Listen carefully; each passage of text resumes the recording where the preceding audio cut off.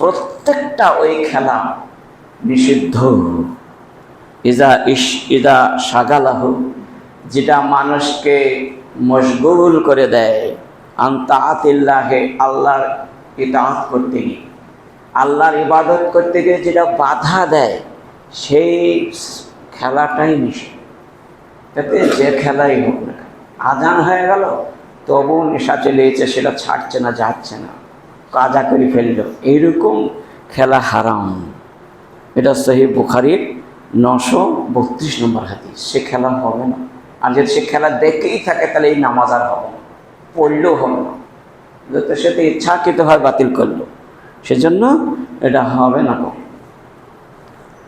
এবার দৌড়ঝাঁপের যে সমস্ত খেলাগুলো আছে বসে বসে যেগুলো নয়, যেমন বলা হয়েছে কোনো ব্যক্তি যদি মান লাইবা বিন নারদাসি কান্নাহু সাবাগা ইয়াদাহু ফি লাহমিল খিনজির, কোনো ব্যক্তি যদি নারদাসির খেলা খেলে, মানে ক্যারাম বোর্ড খেলা, তাস খেলা খেলে, কান্নামা সাবাগা ইয়াদাহু, সে যেন তার হাত দুটোকে ফি লাহমে খিনজির, শুয়োরের রক্ত দিয়ে মাখামাখি করছে সারাদিন।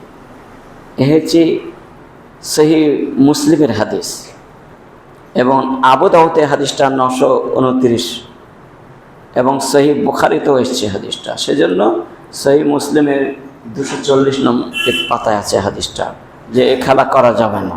তাহলে যেগুলো নাম দেওয়া আছে সেগুলো তো মোটেই করা যাচ্ছে না।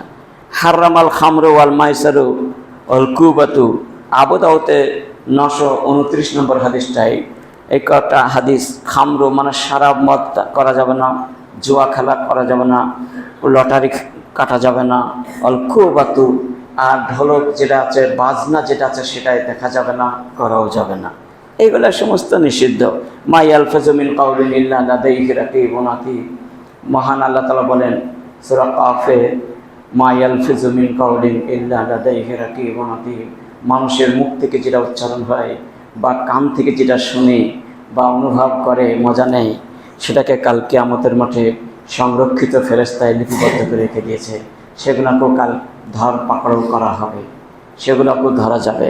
সেজন্য এগুলোকে না করাই ভালো, এবং পূর্ণ সাথীর সঙ্গে, ভালো সাথীর সাথে মেলামেশা করতে হবে, বেড়াইতে হবে, চলাফেরা করতে হবে। যেমন আল্লাহ মারজুকনি জালিসা, সহিহ বুখারীর আয়াত আছে, আল্লাহ মারজুকনি জালিসা 929 পাতায়, যে আল্লাহ মারজুকনি জালিসা, আল্লাহ তুমি উত্তম সাথীর সঙ্গে আমার চলাফেরা করা শক্তি দান করো। এইগুলো সমস্ত যদি করা হয় তাহলে ইনশাআল্লাহ আমাদের